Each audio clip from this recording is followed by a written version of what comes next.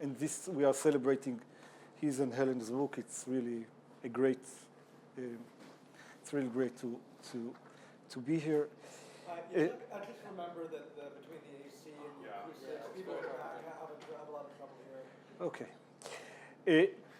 Now, the paper was first titled The Lesser Evil Dilemma for Sparing Civilians. It is now titled Should Leaders Spare Civilians? You'll understand in a minute why.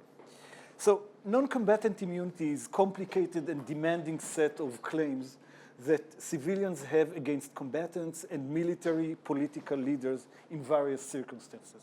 It is demanding, especially because it immunizes enemy unjust combatants in cases in which sparing them is extremely costly for the just side. I will focus on civilian immunity in two types of situation. I will call the first spare and fight, and the second spare and surrender. In spare and fight, targeting unjust civilians might promote the just cause of the war, but targeting unjust combatants instead is nearly as effective, although more costly, for the just side in terms of risks and human lives. Just combatants have to bear necessary costs in order to spare civilians.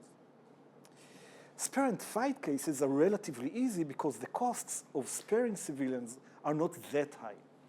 Now consider spare and surrender cases.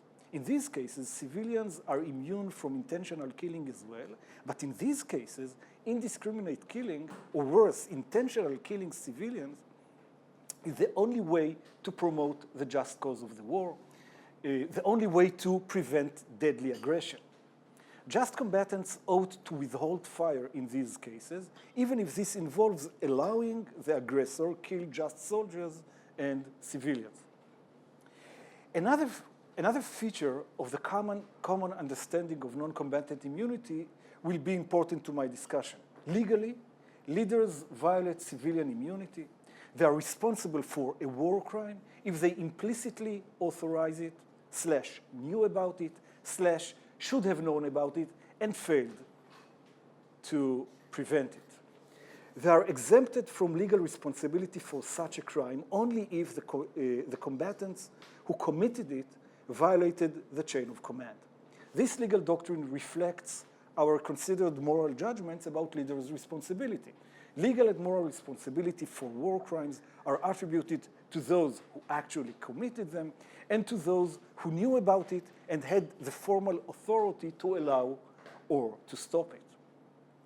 Seth, sparing civilians, promises robust protection of civilians in war, yet, this is a quote, yet what he actually does is arguing for moral distinction, which says, with rare exceptions, if all other things are equal, killing non-combatants in war is more seriously wrong than, it's more seriously wrong in the fact-relative sense than killing combatants in war.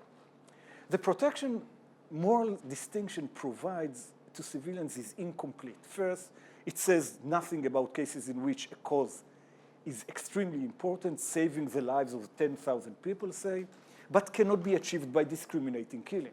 Second, moral, and this is going to be much more important, moral distinction compares types of killings and as such yields civilian immunity against potential killers, i.e. combatants, but not against the commanders or politicians who authorize these killings but do not do them.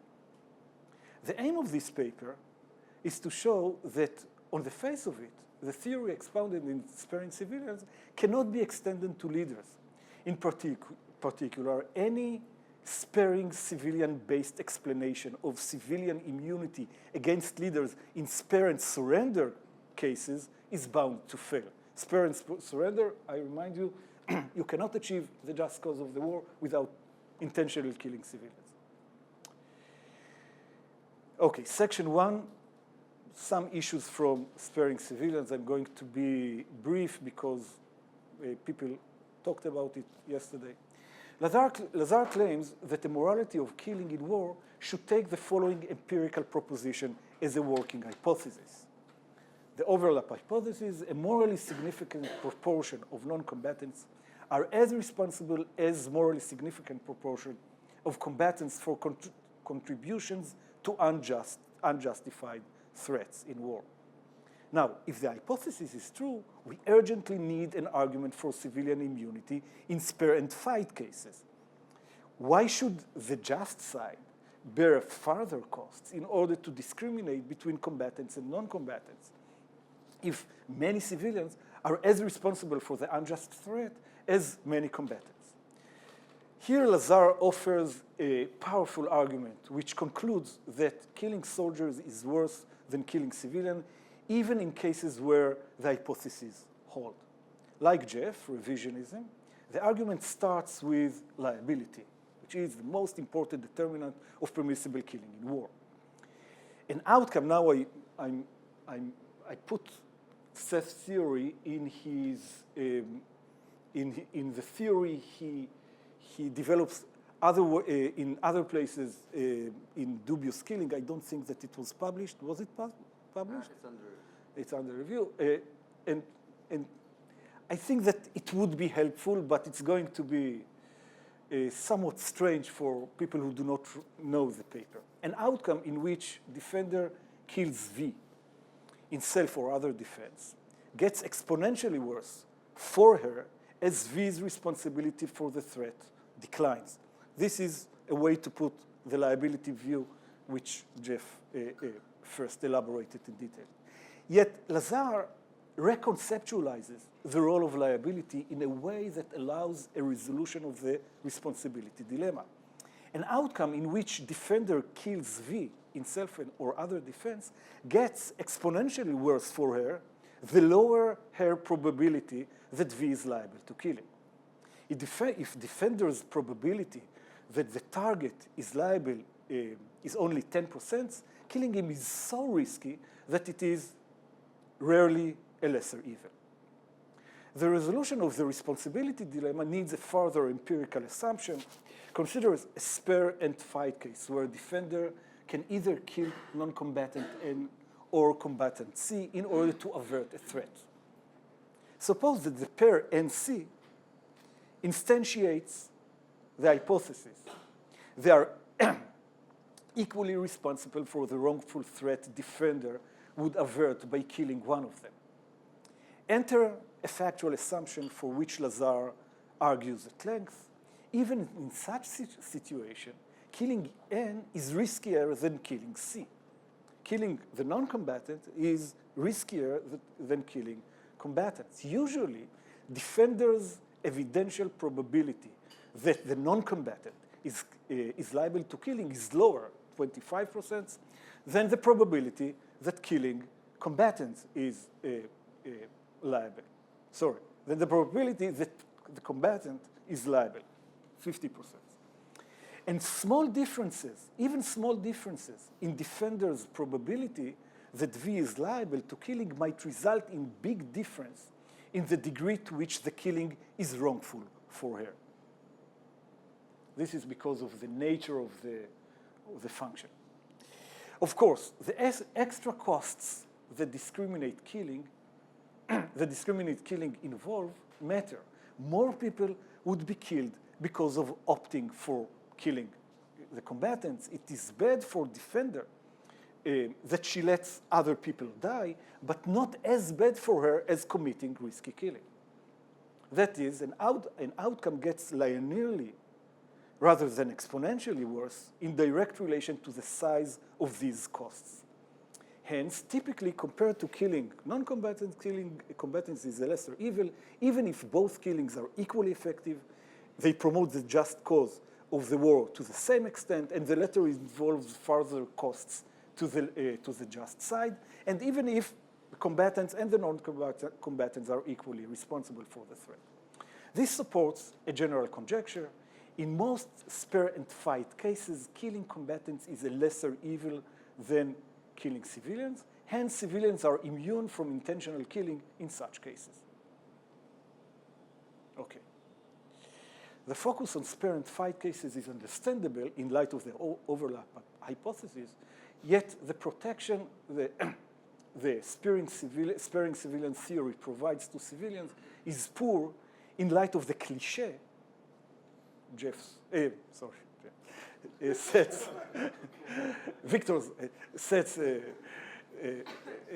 Seth's title, in light of the cliche that, quote, in irregular conflicts, concealing soldiers among civilians can be necessary to military success, end of quote, and that in such circumstances, telling civilians and soldiers apart is very difficult.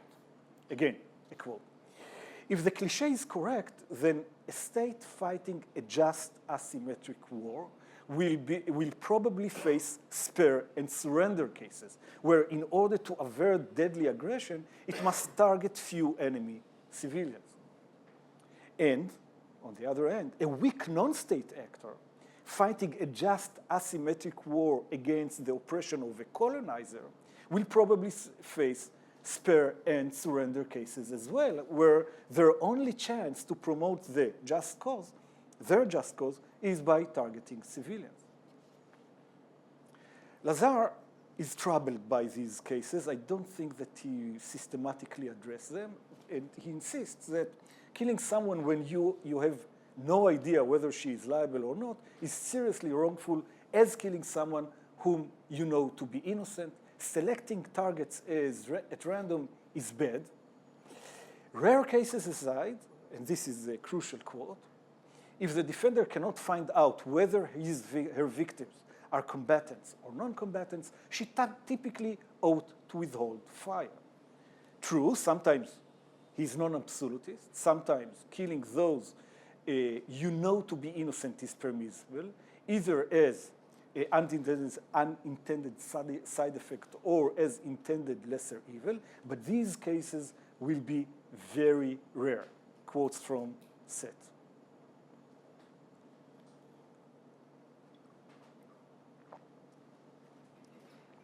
So, like other deontological moralities of killing, sparing civilian address the spare and fight cases and the spare and surrender cases by appealing to traditional killing, letting die distinction. Other things being equal, intentionally killing non-liable people is more seriously wrong for defender than unintentionally letting others be killed by the aggressor. Okay, so this is a short presentation of the way sparing civilians struck me. Now, the leader's defender gap. This is section 2. Consider two role holders whose impact on defenders' behavior might be immediate. The political leader of the just state, which faces an unjust threat, and the high-ranked commander of the unit to which defender belongs, call him general. I will refer to them as leaders. Imagine that if leaders command defender to hold fire in particular tragic spare and surrender situation, she will follow their order. She will let aggressor kill many people she knows to be innocent in order to avoid targeting civilians of whom she cannot be certain that they are liable. If leaders remain passive, however, defender will will act on the basis of standard cost-benefit analysis with the intention to meet their expectations, the leader's expectation. She would rank one outcome higher than another if and only if the numbers of the innocents killed in the first is lower than in the second, justifiably believing that leaders accept her to do so. Should leaders prevent defender from intentionally killing few civilians in those cases? Legally, there seems to be no gap between defender, who actually does the killing, and her superiors, as we said. Leaders are subject to illegal duty to prevent defenders' violation of non-combatant immunity. Their voluntary failure to do so is a violation of civilian immunity. I will call the considered moral judgment that underlies this doctrine the no-gap thesis. There is no moral gap between a killing defender performs and the omissions by which leaders knowingly enabled this killing. So the degree to which leaders are responsible for the killing they allow defender to perform is identical to the degree to which defender is responsible for this killing. Or more generally, identical moral considerations apply symmetrically to leaders and defender.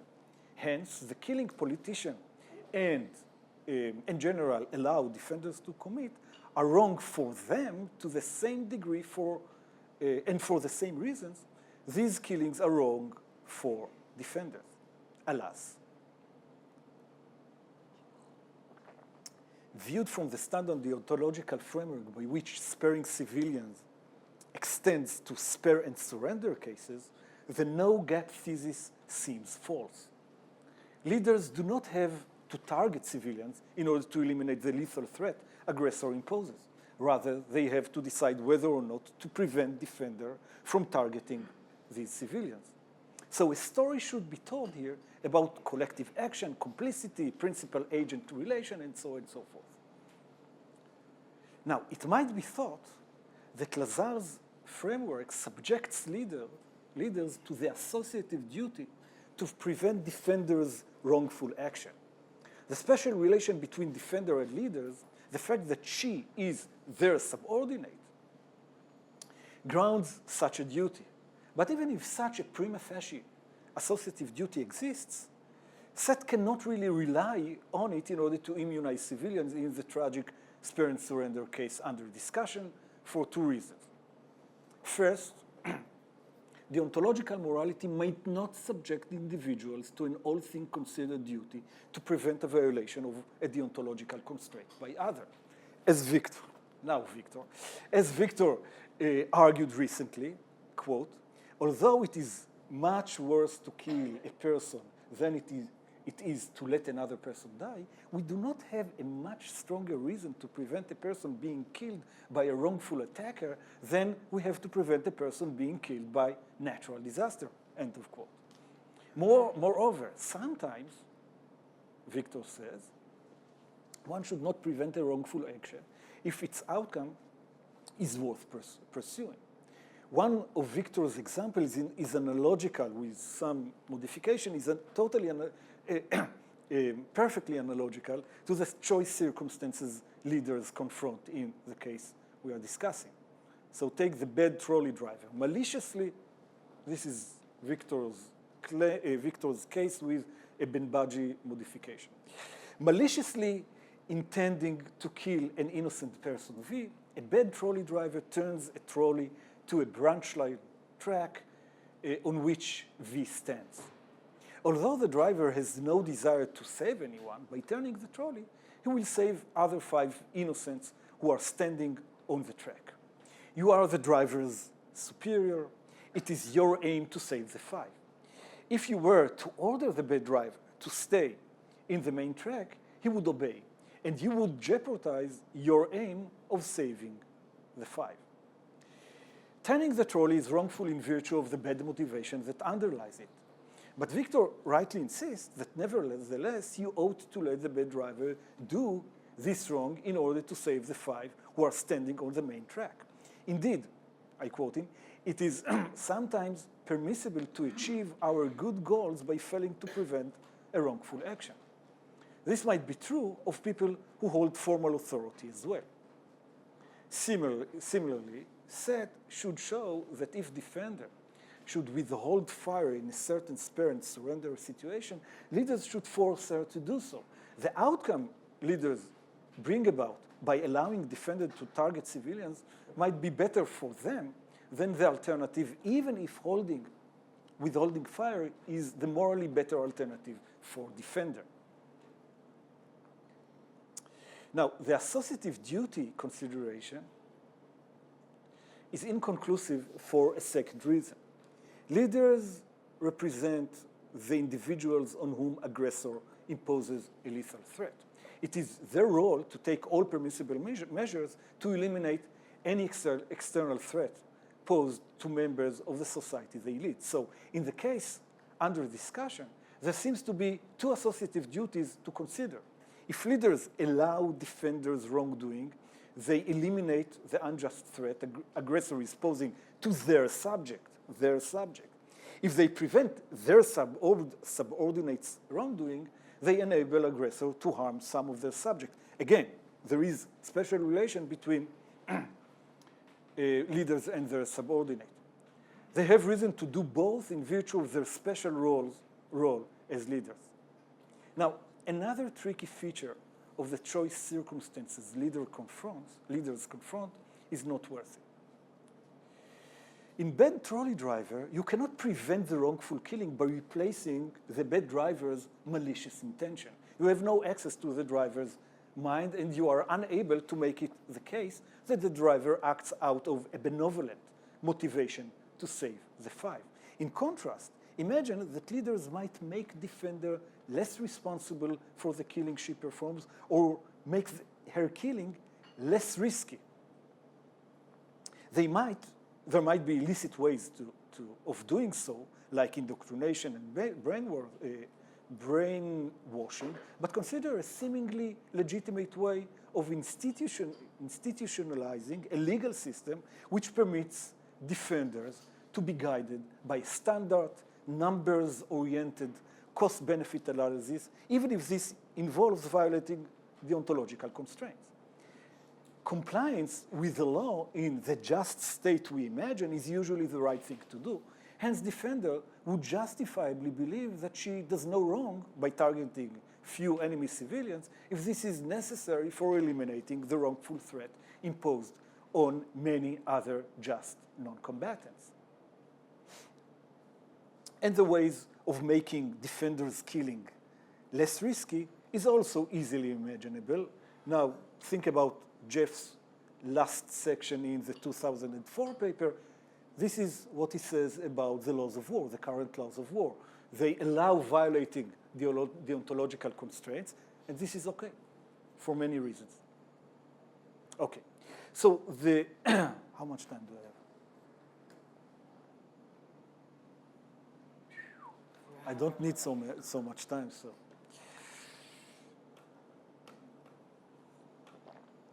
You're just going to do lots of pauses now. Exactly. I'm trying to think about a joke, but the only jokes that I have in mind are nasty, so I'm going to. Okay. Now we want to know the nasty joke. And I don't have the English vocabulary for these jokes. So forget it. I'm willing to tell it in Hebrew if you want. Okay. The leaders/defender gap threaten any morality of killing in war, which appeals to deontological distinctions that imply agent relativity. I suppose sparing civilians can generate the no-gap thesis by collective action, by complicity, by authority, by prohibition of paternalism, whatever. But Lazar's theory creates a further, particularly deep asymmetry between leaders and defender, which is likely to undermine any attempt to extend the sparing civilians theory to leaders. Let us say that if defender killed V on general's behalf, then general killed V, okay? This is the relation, killing. Now, whatever Lazar's view on killing and its relation to killing, he is committed to the view that killing non-liable person is more seriously wrong for general, the riskier it is. The killing gets exponentially worse the higher general's probability that V is non-liable. Now consider a case in which general and two defenders, defender 1 and defender 2, do not know who is liable to killing V1 or V2, but they do know that one and only one of them is. Then the risk defenders 1 runs in killing V1 is 50%. The risk defender 2 runs in killing V2 is 50%, while general is certain that by allowing defenders to kill their respective targets, he kills a non-liable person. General's killing of V1 and V2 is twice as risky as the killing of defender 1 and the killing of defender 2. Consider in light of this result the following spare and fight case. Leaders can go to a limited war in which 6,000 unjust combatants are intentionally killed, or go to a total war in which 4,000 unjust non-combatants are intentionally killed. Suppose leaders know or should know that the overlap hypothesis is true in the case they confront. The evidential probability that a non-combatant N is liable to killing is 25%, whereas the probability that a combatant C is liable to killing is 50%. Leaders, therefore, can almost be sure that 50% of the soldiers and 75% of the civilians that will be intentionally killed in these wars are not liable to killing. That is, leaders have to choose between a limited war in which they almost certainly kill 3 non-liable people who happen to be combatants, and a total war in which they almost certainly kill 3,000 non-liable people who happen to be non-combatants. A morality that takes the overlap hypothesis as given cannot appeal to liability and risk, the most important determinants of permissible killing in war, in order to explain the immunity of civilians against leaders. Now, so Lazar's ingenious argument from risky killing is totally irrelevant. Perhaps the other considerations detailed in sparing civilians might explain the moral superiority of the limited war, as well as the following considerations. Leaders should prefer a limited war because of the associative duty they bear towards defenders. An outcome in which defenders kill 3,000 non-liable unjust combatants, but do no wrong because killing soldiers are not as risky for defenders as killing civilians, is better for leaders than an outcome in which defenders wrongly kill 3,000 non-liable civilians. This is the way to go. But we need much more than that. Sparing civilians should illuminate civilian immunity against leaders in spare and surrender cases. And it is bound to fail to do so. And to see why, consider the following conditional. Suppose that so this is a conditional. This is a kind of lesser evil dilemma, but I don't want to insist on the title. Suppose that in spare and fight case, a limited war, LW, in which 3,000 non-liable unjust combatants are killed, is permissible for leaders due to the importance of the cause of the war. Say that the cause of the war is saving 10,000 innocents. Then, in a spare and surrender case, where the same just cause can only be achieved by a total war, TW, in which 3,000 non-liable civilians are killed, TW is permissible for them as well. So this conditional seems to follow from the sparing civilian theory. After all, liability and risk do not distinguish the killing in LW from the killing in TW. The killings are as risky in both wars. And the other considerations that speak against the total war would not outweigh the reasons leaders have in its favor. For after all, the same cause, saving 10,000 innocents, would have justified killing 3,000 innocent combatants in limited war had it been possible. Weighed against failing to achieve this type of just cause, TW must be a lesser evil. So this is a dilemma. I can see two ways for overcoming leaders-defenders gap. Seth might add an empirical conjecture which ultimately denies that leaders ever face a spare and surrender situation.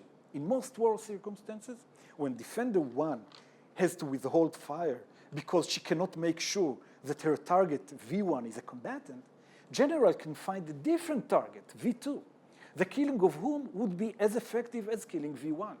Defender 2 might have to take more risks and bear other costs in order to kill V2. And yet total war is never necessary for achieving the just cause of the leader's war. It can be always achieved by a costlier, limited war. Alternatively, and this is my favorite way of continuing, Lazar might illuminate civilian immunity against leaders by appealing to a totally different set of considerations, contractarian considerations, for example. This seems to be a more promising way. I suspect, however, this is a joke that I intended. And this is a nasty joke, isn't it? I suspect, however, that once the morality that underlies civilian immunity against leaders is expounded, we will find out that this morality supports their immunity against combatants as well. And this might have very tragic consequences for sparing civilians. It would make it redundant. Okay, thank you.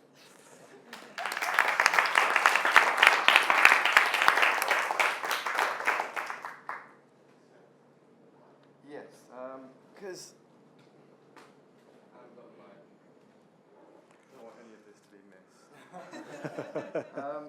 Okay, so I think that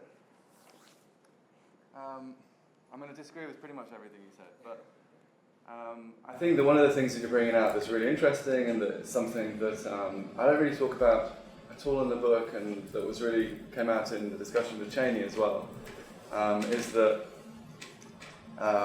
there are these different levels of agency involved in a war, and I've really focused on the amount of killing. In fact, I think most of us focus on the amount of killing by the people who do the killing, and whether that's justified. And that there are really interesting questions to answer about the responsibilities of leaders and the moral reasons that apply to leaders. And I think that one virtue of a completely agent-neutral approach to the ethics of war is that it makes all of this completely unopaque. You can just say that exactly the same reasons apply to everybody, and there's no sort of mystery there. Whereas if you do think that agent-relative reasons play a prominent role in the ethics of war, then you've got to give some sort of account of which agent-relative reasons apply to which agents. And generally, I think you want to have some explanation and account of why leaders should take the agent-relative reasons of their subordinates into account in an important way. Now, I don't think this is a problem only for the kind of views that I talk about. I think there are problems for any view that has either straightforward agent-relative reasons or that appeals to the significance of the beliefs or intentions of the people who are carrying out the actions. Because obviously then exactly the same problem arises. Consider, yeah. And so I think it's something that everyone needs to kind of think about. So I think that's a really good advance that both of your papers has helped me to see. So then on to all the ways in which we're wrong. For a start, just on the spare and surrender case, it's really important that, like, okay, so just like Helen's not trying to get as many civilians immune from attack as possible. Sorry, quite the wrong way around. Just like Helen's not trying to kill as many civilians as possible. I would love to have written a book that defended an absolute protection for civilians in spare and surrender type cases. That would definitely sort of meet my political goals to a much greater degree. But I just didn't find any arguments for that. So I definitely don't guarantee protection in spare and surrender cases. I'll talk about your conditional at the end. I don't think that your conditional is true. I don't think I need to accept that. But that is an important thing. If the goods you achieve are great enough, then all I'm making is a comparative claim that killing civilians is worse than killing soldiers. So it clearly can be the case that it could be justified to kill civilians, kill non-liable civilians. That's where we have to appeal to the importance of having exceptionless laws, because everyone's law, and that's something I think that we all agree upon. I don't actually think there will be spare and surrender type cases, just because of the way you defined it. Because my understanding of necessity makes it always something that is determined on the basis of the evidence available to you. So I think that you can only stipulatively define that the counterfactual, basically that all the counterfactuals are such that the only way you can realise your goal is to attack the civilians. I think that there's always going to be other things that you can do that might have less probability of success, and then it's always going to be a question of a trade-off. But clearly there can be tricky cases, and clearly they can be justified as a lesser evil. And I think I'm clear throughout the book on that. I don't think I overstate the thesis that I'm arguing for. I think that I say that it's important to the justification of those other principles, things like non-combatant immunity, proportionality, and necessity.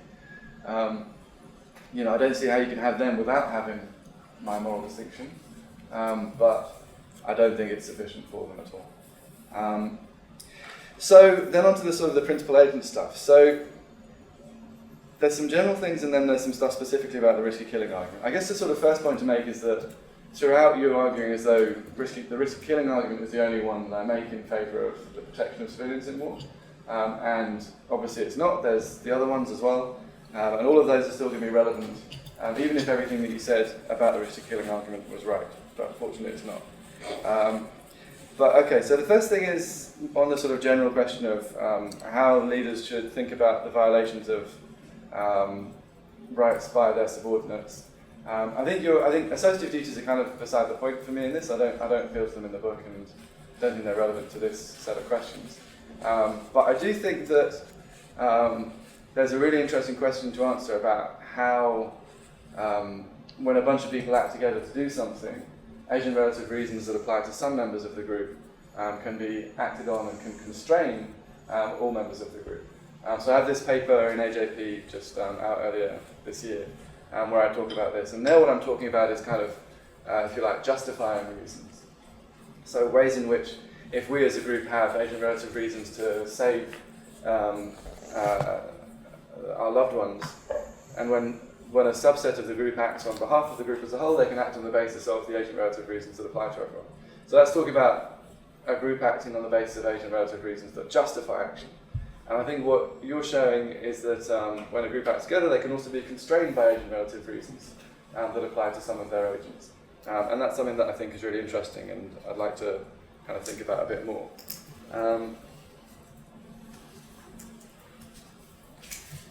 But certainly I think that the commander should be responsible, should ensure that their subordinates don't carry out war crimes. I think that's not just a legal requirement. I think it's crucial. I thought that there's a sense in which your argument at that point kind of pulled in two directions. On the one hand, you were saying that basically commanders have a special responsibility for what their subordinates do, which is of course true. And then you were sort of, when you're invoking Victor's cases, you were treating it as though it was just merely agent-neutral reasons that were at stake from the perspective of the person acting. And I think those two things are inconsistent. I think that if I'm the commander in this circumstance, maybe it applies more in the case of war than it does in the case of a trolley driver, because those sort of scenarios are totally exceptional where the trolley company is concerned, and you might well think that it's not his boss's responsibility to make life and death decisions. I mean, Christ, that's kind of everyone's acting outside of their normal roles then. But in war, when it clearly is your responsibility to make life and death decisions on behalf of your subordinates, then I don't think you can just view it as you would view, the murder happening over here and an accidental death happening over there if you're not connected to the murderer. So on the conditional that you give at the end, so I do deny that. I think that first of all the other reasons are in place, and they're going to make it the case that the number of civilians that you can permissibly kill in order to achieve a given goal is going to be less than the number of innocent civilians, less than the number of innocent soldiers. Second of all, I mean, there's this. Okay, so there's the nice issue that you raise for risky killing, that it has to do with probabilities. The probabilities might be different for different agents. So I don't have a fully settled view on what to do in these sort of cases of closed risk. In an earlier version of In Dubious Battle, I had a series of sort of hypos where I just kind of tested out all the possibilities. I think you have to look at the arguments and think about how the arguments apply. And for the two arguments, the ones that have to do with basically the quality of the will that you show towards your victim and has to do with necessity, those ones I think are bilateral, they're relational, they're about the respect that you show to some particular person. And for those, I think what matters is your probability for that person is liable.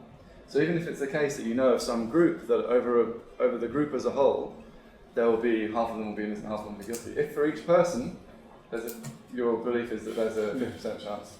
Then that It's a worry. dicto de re distinction. Yeah, absolutely. So I think it doesn't have to be like for Alf, for Betty. It's for that guy, for that guy, for that guy, for that guy. That's what I want to say that matters there. So I think those are the probabilities that matter for the kind of the agent-based reasons, the ones that have to do with attitudes and necessity. I say in passing in the risky killing chapter something that I'm probably going to develop more in subsequent work. But I do think that it's most plausible that the victim-based reasons that ground the interest in security and then the right to security, that those ones would be based on the victim's probabilities rather than on the probabilities of the agent. I mean, I give a way in which they're relevant, the probabilities are relevant because the way they undermine security, but I think probably the victim's probabilities are going to be the things that really matter for security. And those aren't going to depend on who's the agent doing the killing. They're going to be ones that have to do with their likelihood of being innocent, their likelihood of being harmed. So again, I think those are going to be invariant. But overall, I think that the basic kind of structure of the argument to put pressure on, if I'm talking about all these agent-relative reasons, then I need to think about the different agents. I think that's a really good way to go. I think it's something that I should definitely think about more. Yeah, now, just to comment that I was not skeptical about the sparing civilian theory's ability to extend. I suppose the sparing civilian can generate the non-gap thesis by collective action, complicity, and things like that. You just have to do that, and I think that one's expectation from an attempt to provide robust protection for civilian in war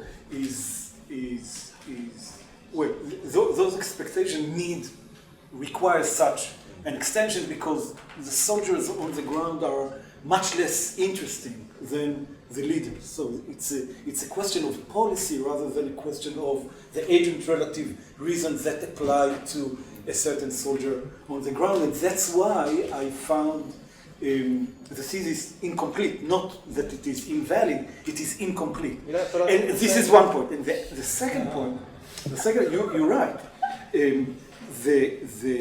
My argument from risky killing pushes to the other way. It makes the material in sparing civilian might show that it is much more difficult to justify killer killing than soldiers' killings. But the argument is this: once you close the gap, and you are going to do that, obviously, this is something that you can do and you have the material to do. Once you close the gap, you have a very deep problem with the risky killing argument. I know about I'm aware that there are other considerations, but they do not seem to me as weighty as the liability consideration. That's why the conditional seems to be true.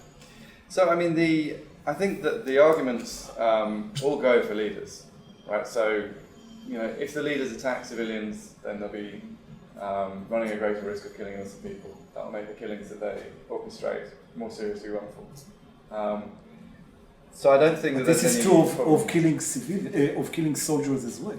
But not more seriously wrongful, because for each soldier there's a higher probability. Okay, so you just deny my claim that their killing is so risky. Yeah, I say for each soldier there's a higher probability. This is something that I should think about and understand better. Yeah. Meanwhile, I don't understand how you are going to do that, but so for each it's soldier, a kind of a context that I don't have any reason to think that I will understand it. Here you see the overlap hypothesis implies that the leader knows that he is going to kill lots of innocent people who happen to be combatant. But the argument is relational. It's about the respect that you show to your victims when you kill them, and that has to do with your beliefs about those victims. So what matters is for each person that you kill, the risk of that person. The leaders do not see the victims. The leaders, it's a kind of a policy. It's not, okay. It's opaque to them, but still, if you're going to apply, I mean, look, so take, it's not take about, the intentional reasons. Take the intentional, it's the same as intentional killing. Just the same.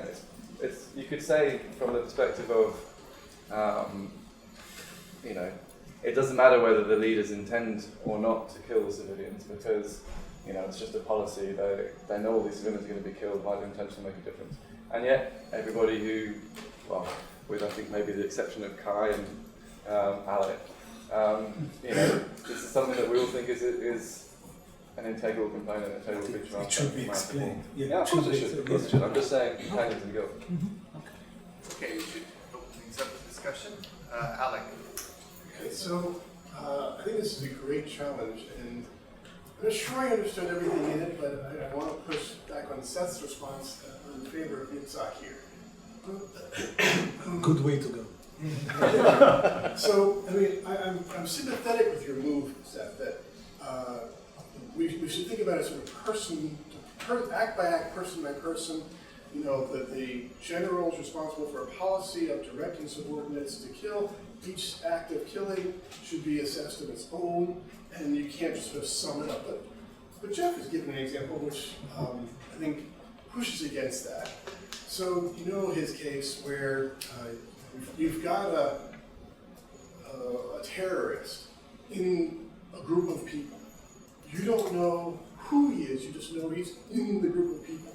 So you're going to drop a bomb on the group of people, and assuming this person is really that bad a terrorist, it's a justifiable thing to do. Right? All the other people are killed as a side effect, and the terrorist is a legitimate target, even though you don't know which one of those people he is. So it looks like from 30,000 feet, as it were, it's a permissible thing to do. Right? You do get to aggregate in that way, and you're not going person by person. But now, Jeff's question was, all right, so instead of, there were sort of three versions of the case when I first saw it. First, you know who the terrorist is, but you're going to kill the other people. Then you don't know who he is, but you know he's in the big group. Third one, you don't know who he is, and you don't have a bomb, you have a machine gun. And, you're sort of going, boink, boink, boink, boink, boink. Can it really make a difference to the permissibility of your action? They're going boink, boink, boink, rather than boom. So, no, but I think there is a difference between the first and the second case. So that's where I think there's an important difference. I think if you know who the terrorist is and you know that all the other people are innocent, then that's different from killing people who for each person you believe there's a chance that he's guilty. Now, obviously, depending on the numbers, if it's like 1 among 99, then still for each person, there's 99 out of 100 chance that he's 1 out of 100 is a terrorist. There's a 99 out of 100 chance that he's innocent, assuming that there's no reason for differentiating among any of them. So that's still someone who's very, very likely to be innocent. But another slightly confounding feature of that case is that we stipulate that the good is great enough to justify the first act. So it's great enough to justify killing when you know those 99 people are innocent. Well then, a fortiori, it's going to be great enough to justify killing them when there's a slight chance for each person that he's guilty, right? Because it's harder to justify knowingly killing an innocent person than to justify riskily killing an innocent person. But I think that there is an important difference between the first and the second case. The one where the terrorist is visible and identifiable, and the one where he is just he could be any one of the 100 people. Even though you're just dropping a bomb in exactly the same way. Yeah, for sure. It's incredibly plausible, but all the other people are jumping on that. The original case, if I may just, you fly over and you see this group, but you can't drop your bomb then because it's too late. So what you do is you circle back around, and during that time, what the people do is or the terrorist puts on civilian clothes or something like that. He was wearing the terrorist uniform, and that's how you could see it. And it doesn't seem like that could make any difference. That is where you drop the bomb or have to circle back around and drop it. Just his changing clothes doesn't seem like it could make any difference to the morality of the action. Yeah, I think it absolutely does, because what it does is it changes what you do to all the other people. It makes it the case that for each person that you kill, there's now some probability that person is the terrorist. And that affects it. Now, depending on the odds, it's not going to make necessarily a lot of difference, You know, if it's 99 out of 100, that's one thing. Otherwise it does it because of this bilateral thing. It's not only about the overarching consequence that you realise. It's about what you do to each person. But my view doesn't have the problematic result of leading to these sort of weird failures of agglomeration. Right? Weird failures of agglomeration. As long as it's the case for all of the people in the group that the probability of that person being innocent is the same in the kind of big boom versus the machine gun case, then it will give the same verdicts on those two cases. I have the implausible view that there's a huge difference. Between 1 and 2 and 3? Yeah. So you're between because in the second case, you're intentionally killing each individual person. Your plan is to kill each individual. Third case. Sorry, what's that? Okay, he's making between first and second. First one, you know who's who. Second, so first one, bomb, you know who's who. Second one, bomb, you don't know who's who. Third one, you don't know who's who. Machine gun. Oh yeah. So I guess I see differences. Between No, the I two still and see but because in the second case too, to achieve your plan, everyone has to die because you don't know who the terrorist is, so everyone has to die. So you're including all of them in your plan, and that's. Yeah. So you and I agree that there's a difference between 1 and 2, but then you think there's a further difference between 2 and 3. Yeah, and I think the difference we see between one, yes. Cheney? This is just a comment. I thought it was very interesting. Yitzhak, let me just suggest that, because I've thought obviously about some of the same things you're thinking of. You're posing it in terms of a leader or commander's attitudes towards sacrificing enemy non-combatants. But I actually think an equal problem arises with the different attitudes towards sacrificing your own soldiers. There's a wonderful book I'd recommend to people. It won the National Book Award called Redeployment by Phil Clay.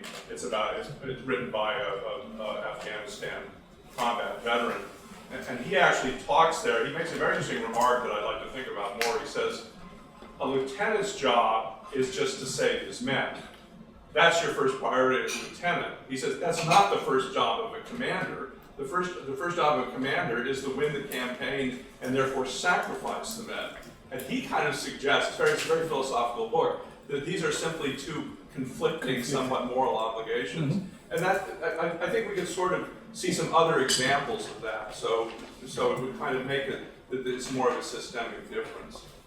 So anyway, he also, by the way, has a chapter in that about a soldier talking to a psychiatrist about killing someone when he was uncertain how liable they were.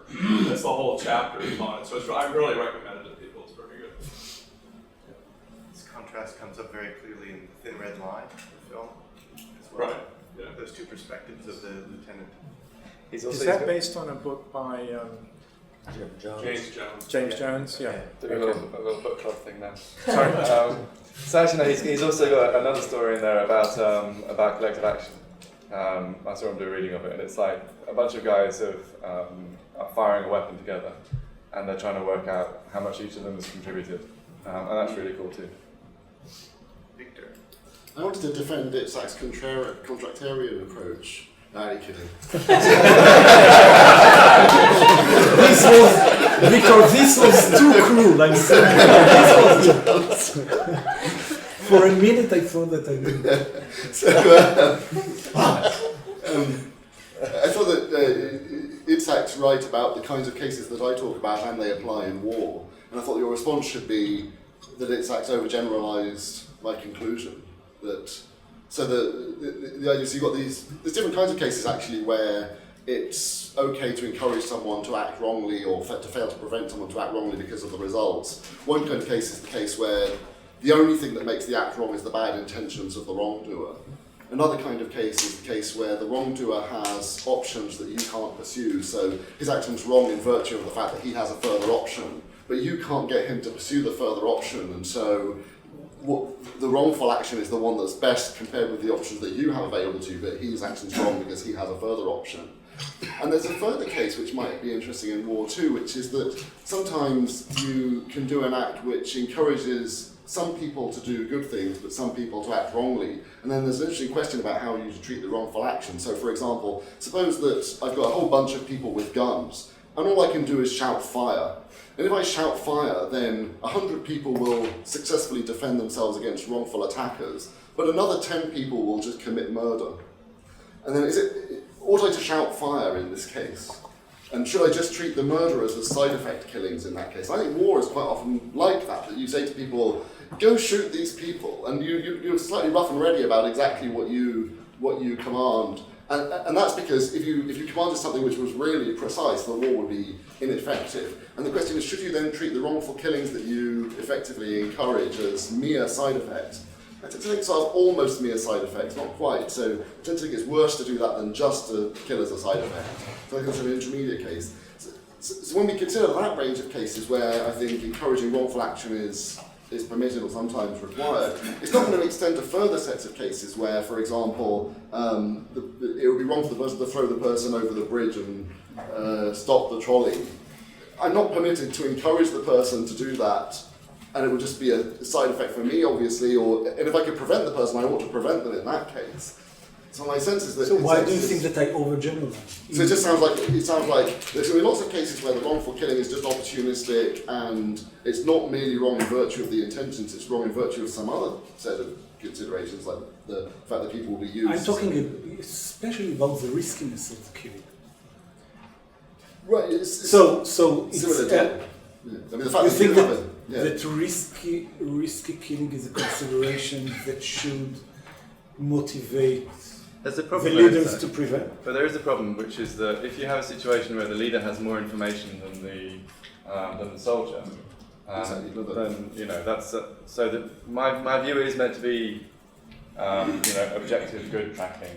So I wouldn't sort of say that the leader should keep the soldiers in the dark about whether they're going to be harming something in order to make the killings that they do less wrongful, because you are trying to do the objectively right thing, and so you're aiming to have probabilities that track the evidence, and it's definitely your responsibility to give this information to the soldiers. And there might be cases where they might wrongfully because they have inadequate information, but I have all the right information, so I know their act is fact relative permissible. But they think it's evidence relative wrong, and I encourage them to do the evidence relative wrong act. That seems perfectly okay. Yeah, absolutely. That's fine. There's lots of cases where you do get this contrast between the wrongfulness of the actors and the wrongfulness of the encouraging because of their different kind of circumstances. But it's not going to generalise to all deontological constraints. So I don't say that it generalizes I to thought all. that's No, I thought you said, look, there are so many agent cases in neutralists. which there are so many cases in which the outcome of the risky killing is good, and that's why commanders should allow it, despite the fact that it is very risky for the soldier. The outcome's good, it's not going to be decisive in all Sorry? cases. The mere fact the outcome's good is not going to be decisive in all cases. It matters how it's brought about. It matters how it's brought about and whether Sure. Yeah, and that matters too for the soldiers. But just going to on the sort of this odd kind of all things considered permissibility. So I talk in the and I do have another paper on the risk of killing stuff that's just on the normative ethicsy stuff, and doesn't talk about war really at all.